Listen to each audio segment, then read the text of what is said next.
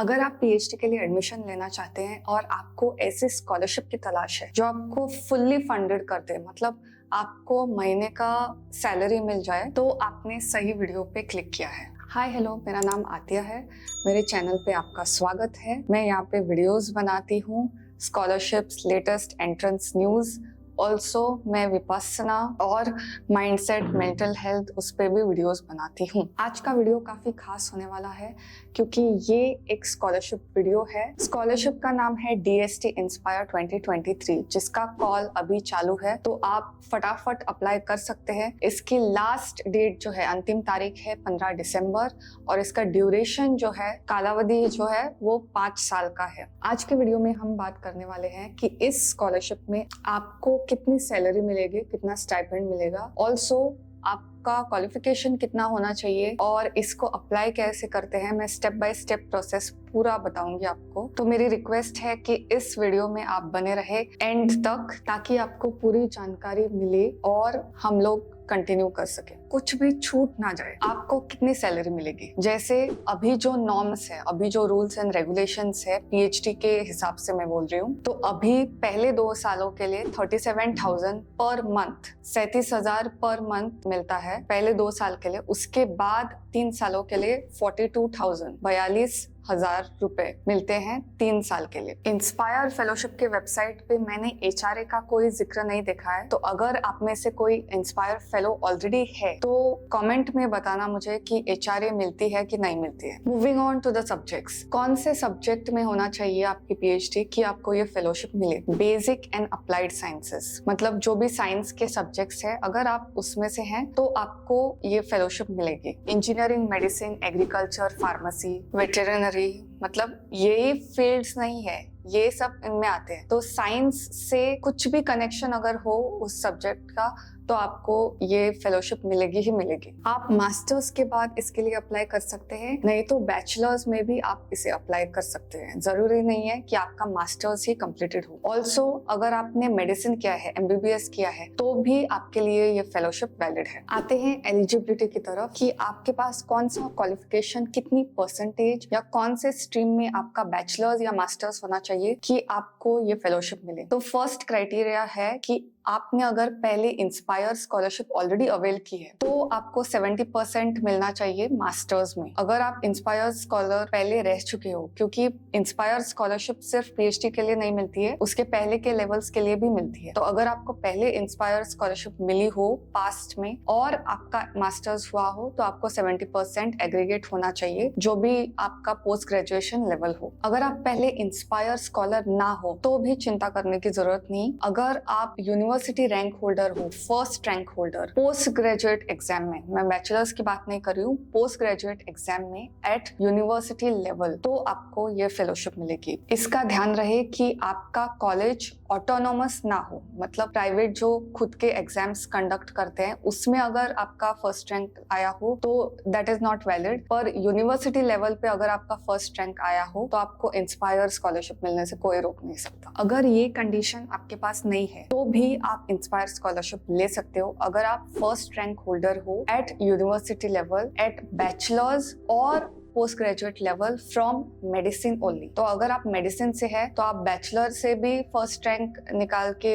इस स्कॉलरशिप को अप्लाई कर सकते हैं, या पोस्ट ग्रेजुएट लेवल का एग्जाम देने के बाद अगर आपको फर्स्ट रैंक मिला है एट यूनिवर्सिटी लेवल तो आपको ये फेलोशिप मिल सकती है। मैं फिर से एक एक्सक्लूजन दोहरा रही हूँ जो मैंने पहले भी बोला है कि अगर आपका ऑटोनोमस कॉलेज है और उसमें जो एग्जाम है उसमें आपका फर्स्ट रैंक आया है, then you are not eligible for this. आपकी उम्र 22 से 27 साल के बीच में होनी चाहिए और आपके पास इंडियन सिटीजनशिप होनी चाहिए। ये सिर्फ इंडियन सिटीजन्स के लिए ही है। अगर आपने पहले इंस्पायर स्कॉलरशिप ली है पीएचडी के लिए, क्योंकि इंस्पायर स्कॉलरशिप पीएचडी के लिए हर साल आता है, तो अगर आपका पीएचडी में एनरोलमेंट हो गया है और आपको इंस्पायर स्कॉलरशिप पहले ही ली है तो आप इसके लिए अप्लाई नहीं कर सकते। अगर आपने प्रीवियस लेवल जैसे बैचलर, मास्टर्स, उसके लिए स्कॉलरशिप ली है तो आप यहाँ पे अप्लाई कर सकते हैं। Moving on to the application process, कैसे अप्लाई करना चाहिए, क्या फॉर्मेलिटी है, वो सब मैं बताऊंगी। एप्लीकेशन प्रोसेस पूरा ऑनलाइन है। आप इस वेबसाइट पे जाइए, खुद को रजिस्टर कीजिए।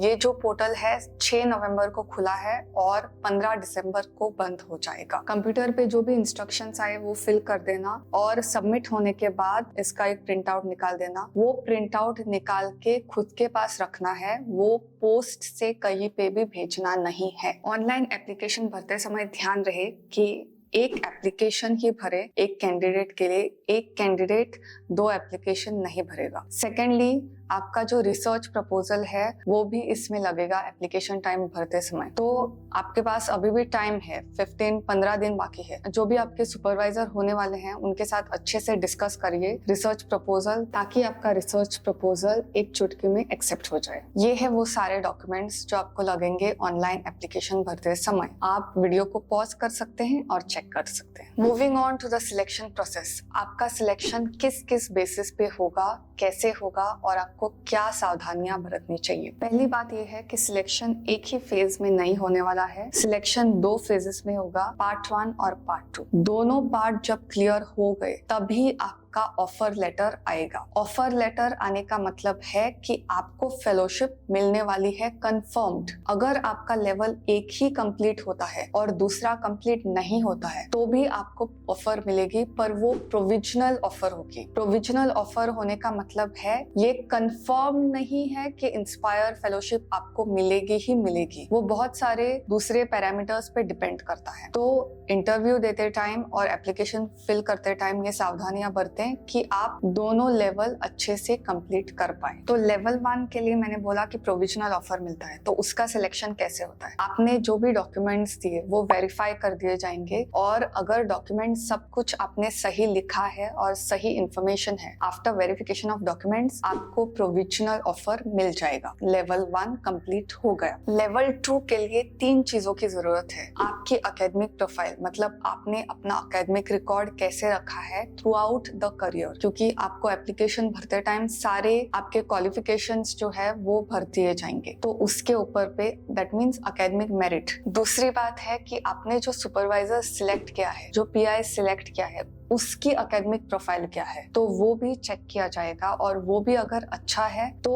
थर्ड थिंग चेक किया जाएगा जो है आपका रिसर्च प्रपोजल। अगर आपका रिसर्च प्रपोजल नॉवेल है, उसमें सोसाइटी का भला करने की, समाज का भला करने की क्षमता है और सुपरवाइजर और आप में तालमेल जो भी है वो वर्क एरिया मैच होता है, तो आपको फाइनल ऑफर लेटर दिया जाएगा। इसका ये भी मतलब है कि आपने लेवल 1 और लेवल 2 दोनों क्लियर कर लिए। लेवल 2 ऑफर लेटर के लिए आपको एक सब्जेक्ट कमिटी होगी, उसका इंटरव्यू होगा और उसके भी जो स्कोर्स है वो भी देखे जाएंगे। तो ये थी सारी डिटेल्स। ये सिलेक्शन प्रोसेस में 2 लेवल्स हैं। इसके लिए मेरी रिक्वेस्ट है कि जब फॉर्म फिल करते टाइम आप ध्यान रखें थोड़ा, इसमें कोई भी गलती हुई तो लेवल 1 पे आप रिजेक्ट हो सकते हो। Level 1 and level 2 both are important and you should be prepared for that. अगर किसी भी तरह की समस्या आती है या आपको कोई समाधान नहीं मिल रहा तो आप इस ईमेल एड्रेस पे कांटेक्ट कर सकते हैं और आपको सारी जानकारी दी जाएगी। आज के लिए इतना ही। मेरा ये पहला अटेम्प्ट था हिंदी में वीडियो करने का। Do let me know in the comments if I have succeeded. अगर कोई सुधार की आवश्यकता हो तो आप जरूर कमेंट में बताना। अगली वीडियो में मिलते हैं। Till then bye bye.